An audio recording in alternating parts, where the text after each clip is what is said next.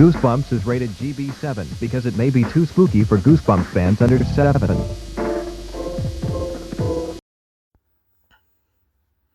Hello, Goosebumps fans, and welcome. It's been a long while, hasn't it? Of course, when it comes to Halloween, people will show up. You have Squid Jib and you have Paparina. So, for the interesting new take, I'm actually going to take all three of their stupid videos and mash them all together into one.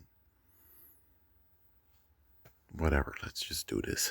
So, first things first is, of course, Squid Jib came out with the haunted house game. I thought they're playing a board game. It's like, nope, I'm not playing a board game.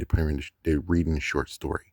Oh, and the short story apparently the short story only is just 8 pages. And it gets even crazier where it's like, now we get to truly dive in and see what exactly did the writers of the episode do. Because it's really funny listening in, being like, oh, well, we dodged many 62 original books just due to short stories because the short stories were easy to manage. Well, the ones that actually people are buying, and let me just say one thing, it's like, it's kind of funny now looking at this being like, so you did the cheap way out. It's like, I used to be on their side, but as soon as they did something stupid saying that, oh, the 7th book, oh, it's not outlineable. No outlining can be done. And it's like, you lost me as a supporter of your works. And for you to tell me that you actually, it's like, Scholastic should have put their foot down and said, no, you can't do any short stories. No. Because it's like, what is Scholastic supposed to do? They sell books. If they sell books and they're not selling the short stories and you're making episodes of the short stories, and well, of course, they don't know what the future will bring, which is they're not considering at all to bring the short stories back. They haven't done it for a long time.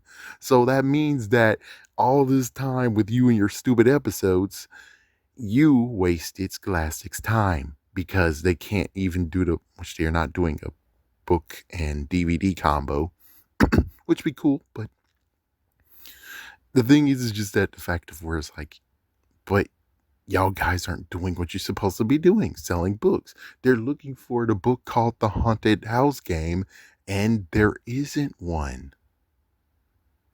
But yeah, sure, it's easy to make a short story into an episode. Yes, but then people are looking for that book and it doesn't exist. You fool. You fool. Because the episode might be truly interesting and they want to read it. And the sad truth is that with the with the short stories, lo and behold, they're only 8 pages and only like a small few excite. Where some actually show that perhaps it would be a good idea to make it into an actual book, and others where it's like it just deserves to just be over here. Which I'm pretty sure that's why the short stories exist, is because they don't deserve to have their actual book. They deserve to be over here. And plus, you're technically showing the fact of being like, oh, chicken, why I'm afraid to fly, why I'm scared of bees. Those should be short stories because we didn't choose any of those freaking stories. Yeah, no, you should have went with this guy right here because we're choosing the ones that actually are in the short stories more than actual books. And it's like, you see how messed up an insult it really is, though. Yeah, but hey, they get to they get to actually explore and stuff. It's like, this is the same writers who actually eventually do Haunting Hour, which they did Haunting Hour well. Basically because they don't have any books they're basing it on, and they get to have free roam. Awesome. But the Goosebumps days, it gets very sad where it's like, but dude, if you're really truly talented, then you guys should have went for the books. Because in the end, you're supposed to be helping Scholastic to sell damn books. But anyways, yes, as for the Haunted House game, I know spoilers, but heck, you watching Squid Jib and you're coming to me a little bit. Hopefully that's how things go, and if not, then oh well.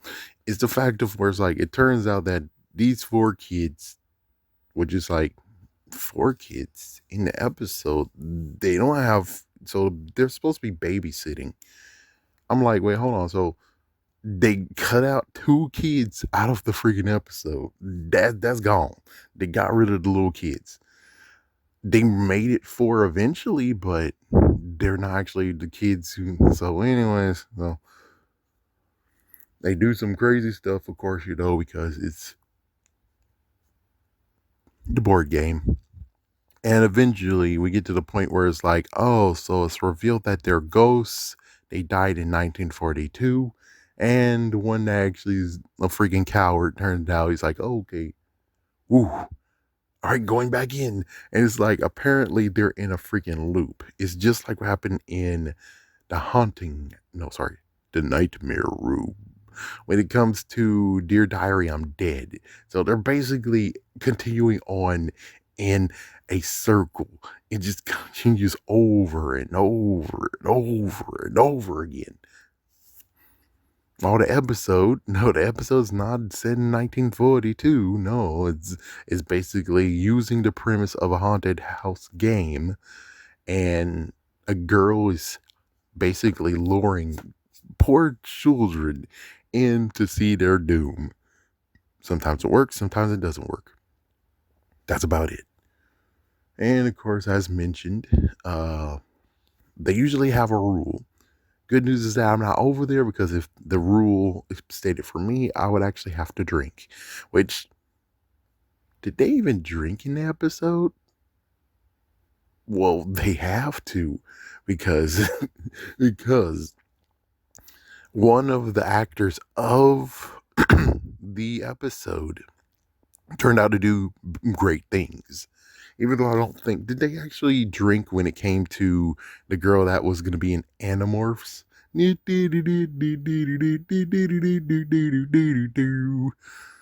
Well, the girl in the haunted house game turned out to be and grow up to become Supergirl of Smallville. And she was in Supergirl, the TV show, but sadly, they already recasted and she had to play as Livewire. The live action version of Livewire, which I think never happened because Livewire was the original character from Superman animated series. So, just having to say that. Just to say that. And I think they made her into an actual thing. I think they did, which, look at a Livewire back then, the original Livewire, the cartoon, and now I'm like, I'm shocked that they don't bring her back, because that's what people are doing today. All the political crap that's going on today, all the stuff of PC and everything, she would be 100% all in that. So it's kind of weird how you'd not bring her back. And even as a bad guy, she would still be like what she was in the beginning, maybe. But even so, yeah, there you go. This easy cutthroat of what exactly is going on here. And that was short. It's like that was a short video, kind of. And, well, how about we get into the main event? Or should I say main events? And now we're on to Paparina. Paparina has finally done Bride of the Living Dummy. Of course, many things to be said on this one. It's like many to be said on both of y'all. And it's like, you've been here for now 9 to 10 years. You should have been already done within the 62 books. You should basically now be in Goosebumps 2000. Yeah, but the messed up part is that, well, as you can see in this video, the one with the one with the short stories, you allow Jason to go completely crazy and hit books like that. And it's like, dude, if they were actually at this point of Goosebumps 2000, they were just batting that book. It's like, dude, many of those books cost like $20 to $30. There's no way that you think you can actually save yourself if someone sees you actually batters up on I guess maybe the Black Ring, Screams of the Black Ring, was that one of them? I think that one was actually cherishable. It was like, let's just say a Goosebumps 2000 book that's very, very cherished. And here you are, batters up the freaking book. At that point, you're going to be losing a lot of people. And a lot of people are like, you do just do. If you use that bat again, I'm going to use that bat on your ass. And it's like, that's how funny words like, dude, just you need to stop doing that. Okay. It's, it's like you would think it's funny, but it's not. Okay. Because normal books, okay, yeah, normal books, sure, batters up. But Tales to Give You Goosebumps, along with Give You Goosebumps and Goosebumps 2000, those are far between to be found in good condition. So you gotta freaking read the room, dude. Read the room. There could be many people who actually are cool with you with doing that. But as for collectors and people who actually like the Goosebumps books and stuff, and they would rather have you take my raggedy one. Yeah, beat the shit out of my raggedy one.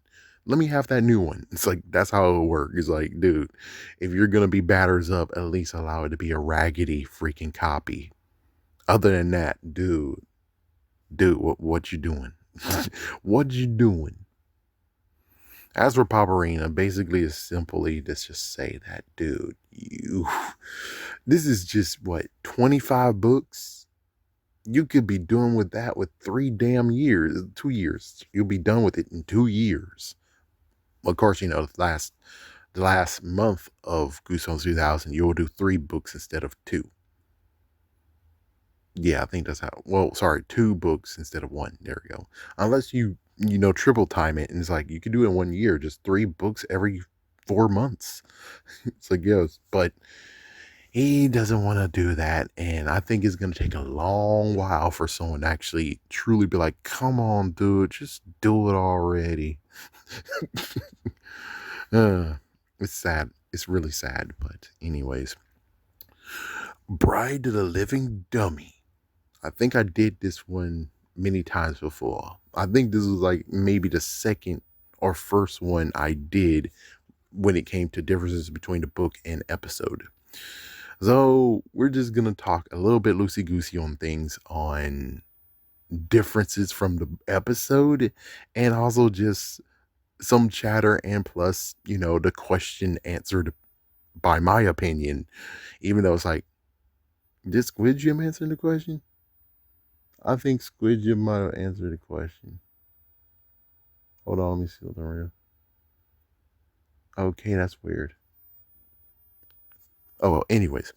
So when it comes to the writers again, yes, we gotta talk about the writers of the freaking TV show. There's just issues having more kids, and not only that, not only just more younger kids, but they can't get a group of kids at all either. It's like it's rare to see it in the TV show. It's like you might be real about that. You might be true. So yeah, it's like, and then Jimmy O. James actually shut off Slappy. He actually read because which one is, I think this was the book that revealed that if you read the words 2 times, want to turn them on, want to turn them off. The weird part has to be the fact of in the third book that didn't actually work. And of course, R.L. Stein's I go with continuity. So it's like, yeah, it's like it would be all fixed if you made a separate, you know, if you made a separate thing, and I already said that before, if you made a separate mantra or a separate amount of words, and the separate amount of words is like Jimmy O. James figured it out. It's like, no, it's not the words in his pocket. I had to dig deep and found the words to shut him off. And it's like, that's good. But the sad part is that the page that had it in, and I'm just doing retcons myself. I'm just doing rewrites myself. The page that it had it in was ripped out. It's like, yes, he ripped that one out. Basically, I still would say leaning towards what happened to Slappy's Nightmare, which of course there's a debate on which one started first. Was it Slappy's Nightmare, then Bride of Living Dummy? Or was it Bride of Living Dummy and Slappy's Nightmare? Either way, somehow Jimmy O. James is in both books. That does not make sense. So, for me personally, for continuity wise, I would say Slappy Nightmare was first. He got Wally or Wally Wood. It's kind of hard to figure out which one it is. Either way, let's just say that he got Wally. And in the next book, which was Bride of the Living Dummy, he's like, I'm tired of Slappy's shit. I'm done with this shit. I got freaking Wally. I can bail. So he puts Slappy to sleep, takes Wally, and bails. he rebails, and that's what happened. Episode is kind of crazy where in the episode, which is like, shouldn't it be, and this is what I believe, is that it should be twisted differently. In the episode, Jimmy O. James is basically a homeless man. And Slappy got struck by lightning, or should I say the case got struck by lightning, something like that. And then here's Slappy saying, I got a proposition for you, Jimmy. And it's like, oh, and he made Jimmy famous. And Jimmy got so famous that he's able to actually own a warehouse. And we get into the messed up thing of where, when it comes to props, they reused.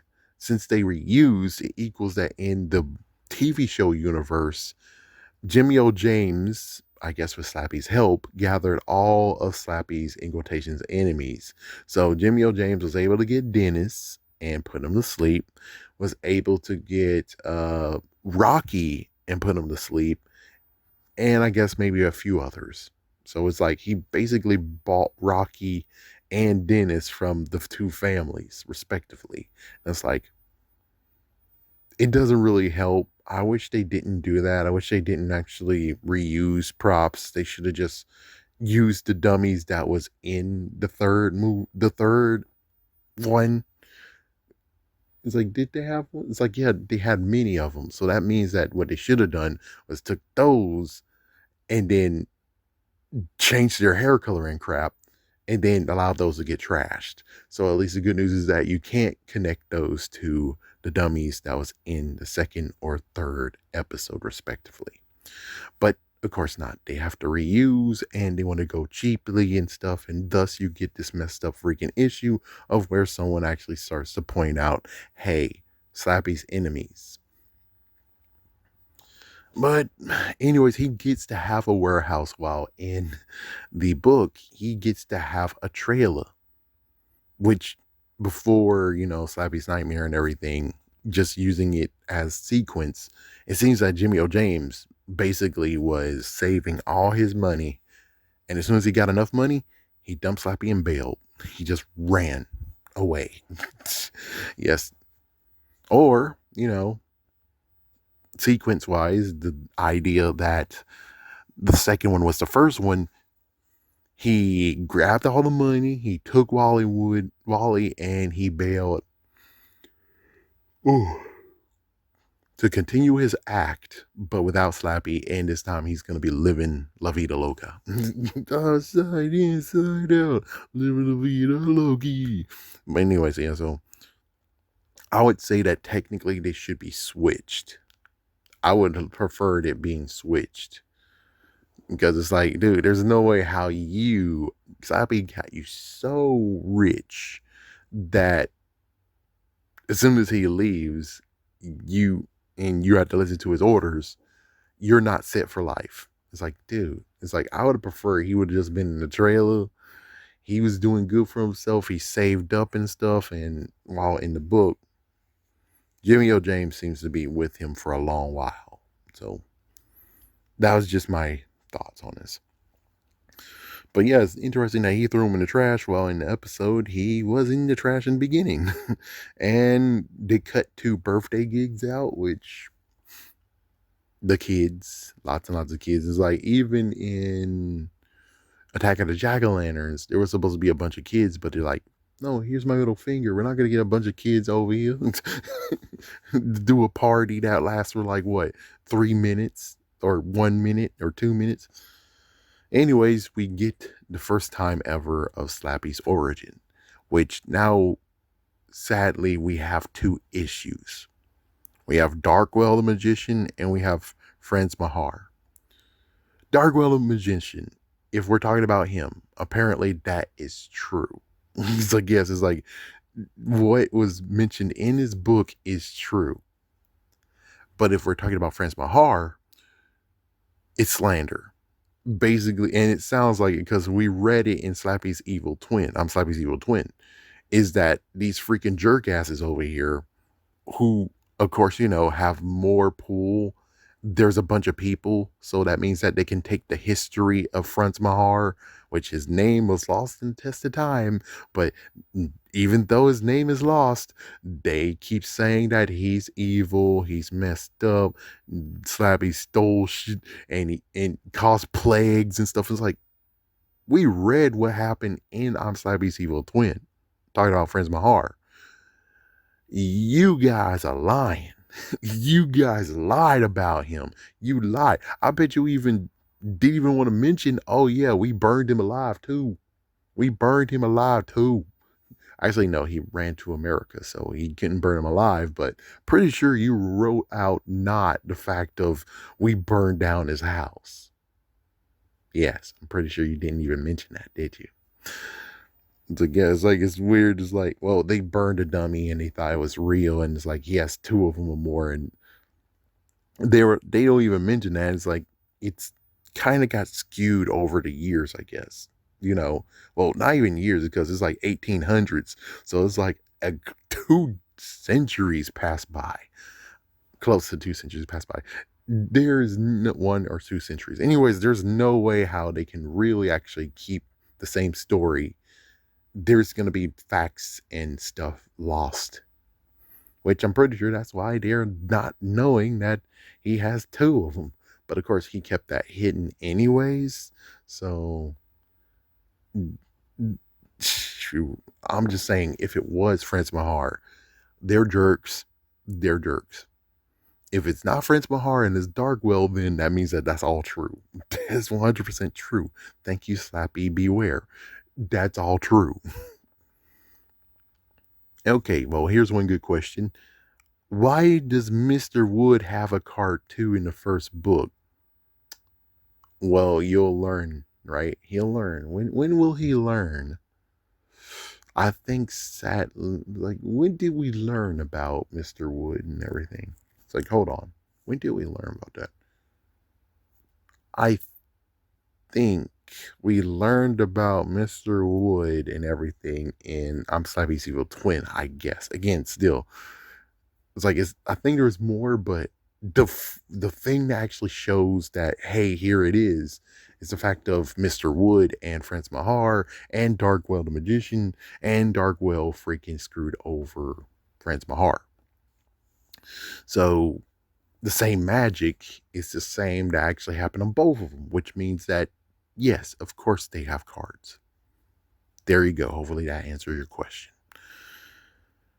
And he's like, well, Slappy has an evil sorcerer inside of him. And it's like, no, he has the evil of the ancient sorcerer, the evil of the ancient sorcerer. So there you go.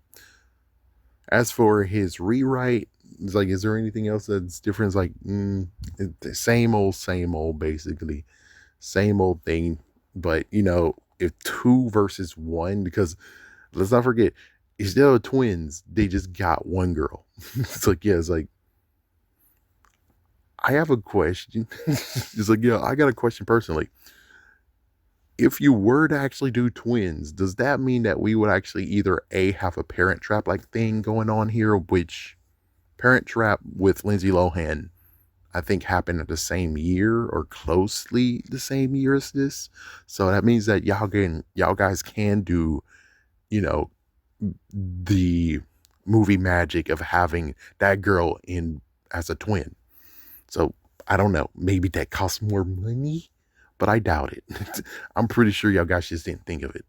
It's either that or someone wanted to have not R.L. Stein, but I guess you could say he wanted Mary Kate and Ashley play as those twins. It's like, yep. It's like, oh, wait, what? Oh my gosh, Mary Kate Ashley is in this episode. I think people will flip. People will flip on that. Excuse me. But of course, it's kind of funny that famous twins did show up in the R.L. Stein property, just not in Goosebumps. Anyways. All right. Nothing really different. The only difference is kind of funny where it's like it's the gender bender. Whereas like they do have the same thing at the end of the episode and book. The end is the same, but for the gender bender issue, instead of Julian getting possessed, it was Harrison that got possessed, which Harrison is horrifying as fuck. It's like, yeah, it's really horrifying as fuck. And this is a good time. Maybe I should make a video, which I'm going to most likely cut these videos up too. I'm going to cut these into videos too. But one thing that really does need to be mentioned is how does the destruction of Slappy really actually does things, which thanks to Ghost of Slappy, again, fuck you, Anna Lee, we get a nice little extra answer. So if Slappy's got destroyed in full, like in the second book and the third book, well, I know the second book, he got his head shattered out. So since he got his head shattered out, he is kind of gone. But he's not, he's just kind of gone. He's not really truly gone. He's kind of gone. He's not really going to be a ghost. He can't do any possessions on anyone. There you go. Third, no, we get, so now, then of course, Bride. Yeah, so third Bride ghost. Bride, he got destroyed completely, and that's how he can actually possess someone. Now, here where we get to the juicy part. In Ghost, he got like a nick in the forehead. He got like a freaking hole in the forehead, just like Lenny in The Simpsons at one time. He got two. Yeah, he has two issues. Lenny got two issues, but let's just say the one when he got a penny in his head. So a coin in his head, basically the coin size thing or something like that. He's not broken, but he can't operate. Thus is why a ghost appeared. So there's your forms of the actual interest of when it comes to him. So it's either you took him out decently, basically cracking his head open, he can't do anything. If you actually just hit him through a knife or a dart at him or something like that, or through a brick, and the brick just only nicked him and opened his head a little bit, a ghost will show up. Destroy him completely, he's able to possess you. There you go. It's like, yes, there you go. There's the tiers that you need to understand. As for his rewrites, well, thanks to a nice little lady over there who actually loves books, she actually wanted me to do a short story, new version of Bride of Living Dummy, which you can check it out today. Yes, it's been around for some years now. Mine versus his rewrite is like he went crazy in the very end. His deals with Slappy, mine's deals with Mr. Wood. It's like Mr. Wood, he's like, it'll be kind of like returning of the Mac when it comes to Mr. Wood. But anyways, his is interesting. I do like his rewrite. It's pretty interesting. But would I actually rewrite this book? Not necessarily. I think it's fine the way it is. Many people might not like it that I said it, but I'm saying it. The only difference, I guess, is just a fact of where it's like some touches like, I don't know, figure out what you want to do with Jimmy O. James. Do you want him to actually be gone officially in this book? So that means that, Slappy's Nightmare was the first book that should have came out, then Bride of Living Dummy. But I'm pretty sure perhaps, we get to the messed up part of where they were going for each other at this point. It's like, we got to talk about the freaking killer doll in a room. Because it's amazing. It's like we got Child's Play 1, 2, 3, and then Bride. And it's like this one, Living Dummy 1, 2, 3, Bride. I don't know what to tell you besides they were having a little bit of a spat over here. They were having a freaking spat. At least be happy that we didn't get seed of Slappy. It's like, oh, seed of Living Dummy. It's like, oh, good Lord, no. Yeah, that happened later with Son of Slappy. That happened later. Yeah, and as for Curse, there was never a cursed one. There was never a cult one. I think those just two. There was two videos that came later. But it's like, yeah, it's like y'all both fell off, okay? And, and your TV show got canceled 3 seasons, man. Damn. It's like, yeah, it's like, well, you died officially, so I don't give a fuck about you anymore. You have no power over me. Go fuck yourself. It's like, yep. It's like, it's like, oh, he been no power on his ass. It's like, but anyways, yeah, so I guess the other one will have to wait in another video. So have a scary day, have a scary night.